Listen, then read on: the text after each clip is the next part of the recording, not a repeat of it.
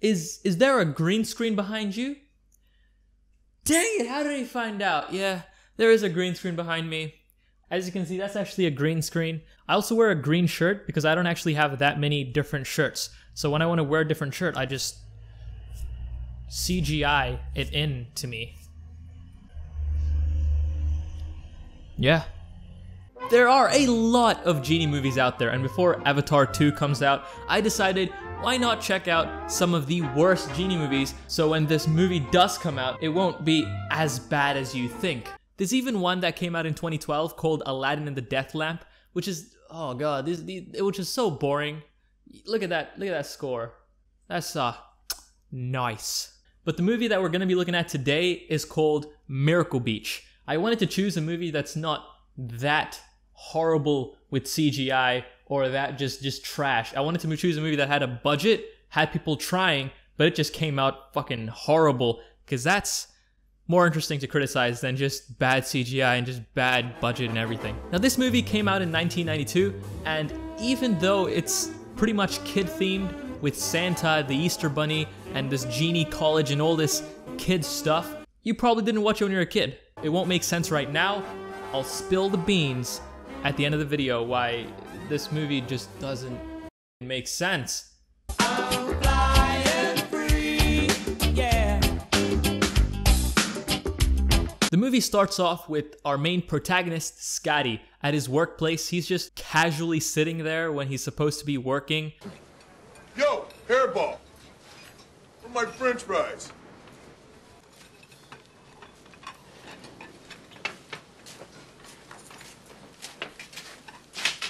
These are good. Yeah. So right off the bat, this guy's the worst employee in the world, getting served by his coworker and eating customers' fries. So later, because his girlfriend is sick, he leaves work without telling his boss. He just leaves work, tells his coworker, and then just storms off. He goes home to find that his girlfriend has been cheating on him with his boss. And then the boss calls him the jerk. I can explain everything. Well, why didn't you start with the mysteries of the pyramids and do it on your way out the front door? All right, that's it, pal. You're fired. And don't even bother to pick up your last check. You a jerk. You a jerk. Come on, Cindy, let's get out of here. So the boss fires him, doesn't pay him a week's paycheck, and slept with his girlfriend. And then he calls him the jerk. That's... Get out of my life! Oh, hey Murray, what's up? Your time. I'm tired of waiting for your rent. I want you and your crap out here in a half hour. I don't get this scene. Like, it doesn't make sense. Scotty's emotions are just so bland, bored, and just, like, he doesn't care. He's having the worst day of his life, but he doesn't care. He's just sitting there like, oh well, like, he's not angry, he's not upset. Next scene, we get introduced to the Genie. I'm gonna kind of skip over this part, but basically there's this Genie college with Santa, the Easter Bunny, Tooth Fairy, all these magical things, and there's a headmaster.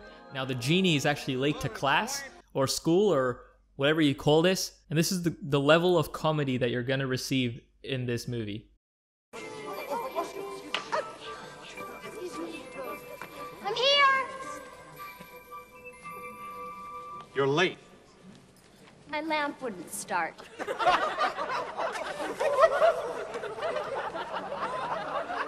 You all find that funny? Brilliant. He sends her down to Earth. I don't know how helping Scotty is gonna save Earth or do anything to benefit Earth, but we'll just go with the plot.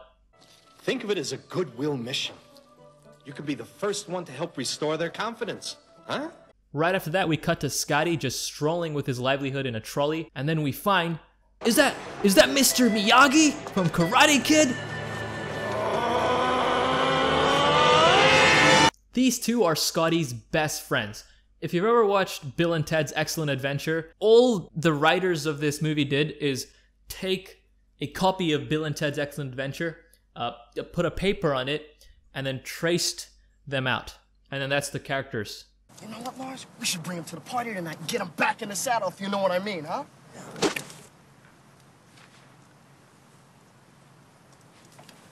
Busted! Hey, Wood! Maybe we should bail. Your history! Wait. I don't think this caddy stuff is for us. Ladies, nice knowing you.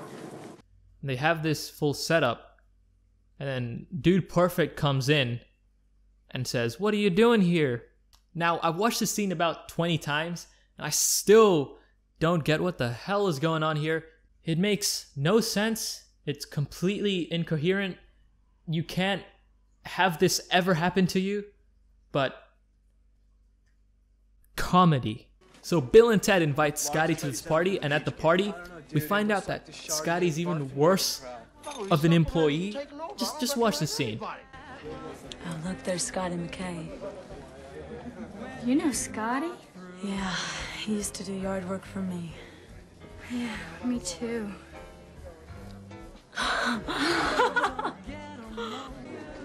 Well, too bad that McKay kid is such a wise ass. He did a great job on my lawn. Oof. Sue thought he was terrific. Same here. Robin always looked forward to him coming over. I never catch that boy in my yard. I don't feel bad for him at all. He deserved to get fired. I don't think he deserves that paycheck because he didn't do shit that week. In fact, instead of mowing the lawn, he plays Mario and Mrs. Peach. He'll pipe him. Out of the blue, Scotty's love interest from the advert we saw earlier walks into the party. So he goes up to her and talks to her. I mean, I know your life is pretty shit right now, but you don't have to be that detailed. Well, you know, I'd love to do all those things, but since I'm unemployed, broke, and homeless, would you settle for a quiet walk on the beach? Like, geez, come on. She left, Scotty got drunk, and found Mr. Miyagi. So he started to talk to Mr. Miyagi. Mr. Miyagi felt kind of sad, so he gave him his blanket and the lamp.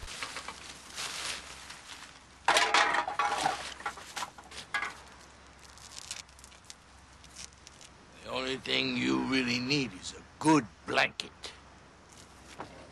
All I need is a good blanket. That's all I need. Bye. All I need is a good blanket. Oh, this part made me so angry when I watched it. I was like, this asshole doesn't deserve it. Dude, Miyagi, you deserve it. Take it. Take it and wish for like $1 billion and then have like 1,000 trees. He accidentally wishes for something that, let's be honest, 99% of guys probably wish for when they're wasted drunk. What I really wish is that I had a warm bed, a couple of babes.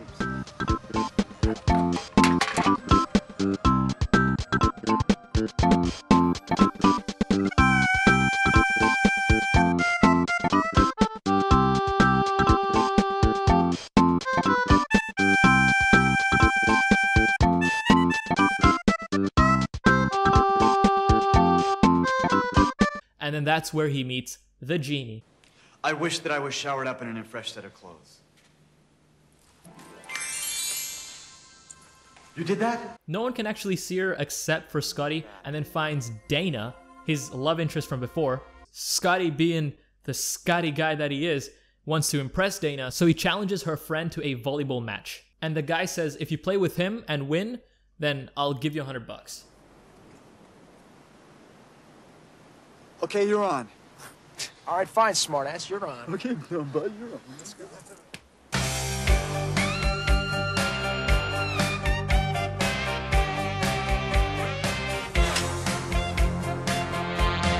And of course, he wished for Ultra Instinct, and he just wrecks them in volleyball. But what doesn't make sense here in the writing is the sausage dude doesn't actually have the Aladdin powers, so he's just really good. He's just really good, even though he's versing athletes.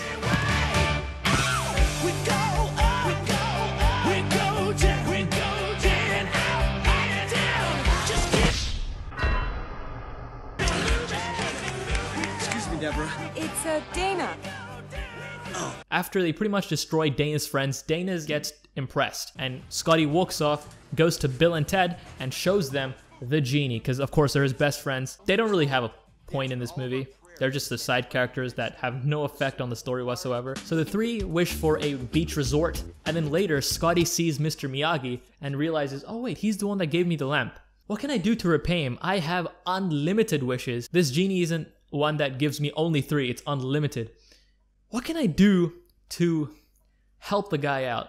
You know, maybe like $1 billion, maybe like super intelligence. But no, he wishes for $10,000. Your resort is worth more than $10,000 and you're able to achieve that with one wish. Why won't you give him, like, I don't know, $1 billion? But no, Scotty wishes for $10,000, goes up to the guy and gives him $10,000. What a selfish cunt, really. So he hands him the $10,000 and the guy refuses. He says, I don't want your donations, I don't want your charity, I want work. So Scotty hires him as his personal butler to take care of the resort. Scotty then throws a massive party to impress Dana and spends a whole entire week just wishing for things to impress Dana with. It could have been easily done as a montage because we don't really care about this. But yeah, he wishes for a ton of stuff. Dana is a gold digger. And we find this out because the genie saw Dana pretty much just gold digging. And the reason the writing is even worse is because Genie talks to Scotty like a normal person. Like she talks to him, she says anything she wants to, but she doesn't say that Dana is a gold digger. The only reason she doesn't tell him is to keep the plot going. Besides that, there is no reason for her to keep it to herself. And something else you probably saw coming from a mile away, the genie falls in love with Scotty too. The genie is really sad, goes in this really depressed state, and decides when Dana and Scotty are on this date to screw things up. That's where we get this nightmarish scene that gave me nightmares. Mom? Whatever happened to Jody Bucksbaum from the 8th grade? I really liked her. Man! I told you she was out of your league. You want me to take over from here? Grandma? Don't forget to wash your hands when you're through.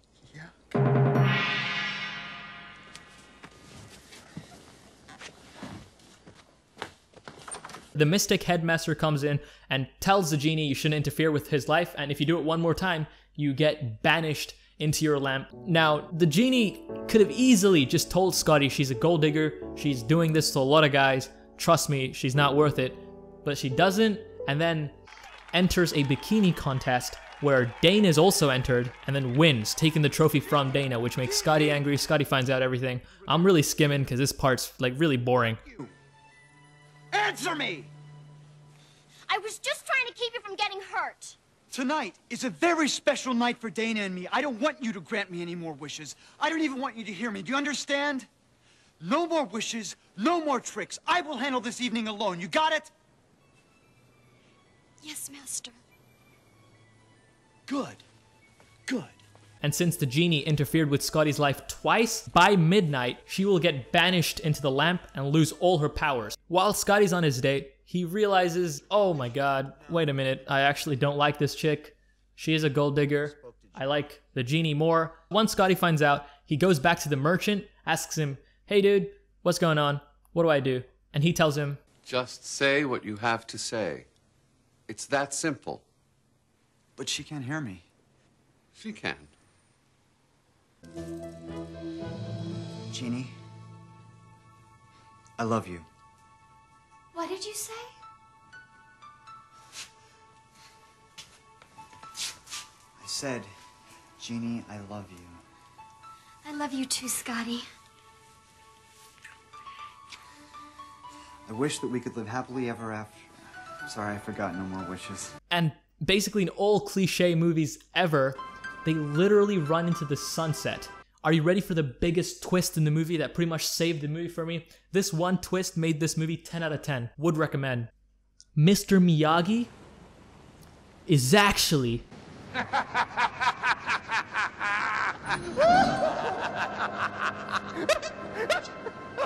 the Headmaster Mystic. And yeah, that is Miracle Beach. Now, at the start, I did say I was gonna spill the beans, and here's the beans. This movie is pretty much kid-themed. There's absolutely no swearing in it. They use kid-friendly words and try to get kids to understand the movie. They're really exaggerating what they're saying a ton.